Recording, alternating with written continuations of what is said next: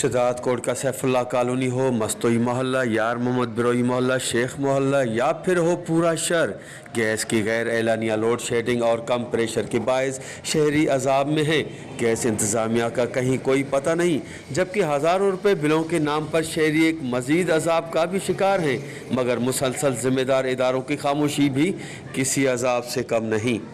मुंहिंजी सम्झ मुताबिक़ त हीउ जेको गैस जो मसइलो आहे, इहो हिकु त असांजी गवर्नमेंट जी ना हली आहे जो इन्हनि CNG खे ॾेई ऐं अवामी जेका सहूलियत खसे वरिती,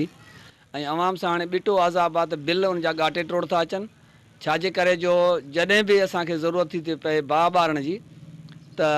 अवल असांखे कंप्रेसर हलाइणो थो पए। कंप्रेसर हलाइण सां गैस हुजे न हुजे पर उन जा यूनिट किरनि था, यूनिट किरण सां असां ॾे बिल ॻाटे टोड़ था अचनि, गैस हले ई कोन थो। गैस पंहिंजे टाइम सां अचे थो, बेमहलो कंहिं कम जो ई न, पर उहो बि प्रेशर मोल ऐं अवाम ऐं ॿियो मीटर ते जेके चार्जिंग था वठनि, जॾहिं त असां मीटर वठूं था नओं त ओॾी महिल असांखां मीटर जा पैसा था वठनि, ऐं हाणे उन ते 1000 रुपयो फ़ी मीटर ते असांखां नाजाइज़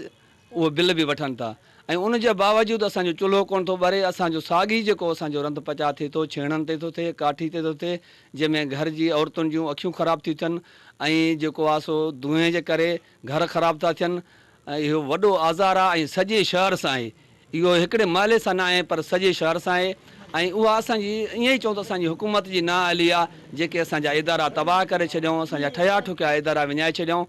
सभ खां पहिरियां त हीउ ॾिसो तव्हां गैस जी हालत, 70-80% सिंध मां गैस वञे थी ॿाहिरि, पर सिंध में सहूलियत कान्हे।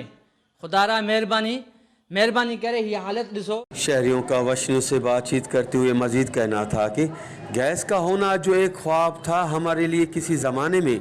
वो ख्वाब आज भी पूरा नहीं हो सका है, क्योंकि हम आज भी लकड़ियों पर गुजारा करते हैं और आज के तरक्की याफ्ता दौर में भी गुज़श्ता 40 साल ज़िंदगी गुजारने पर मजबूर हैं। कैमरा टीम के साथ गुलाम अली ब्रावई,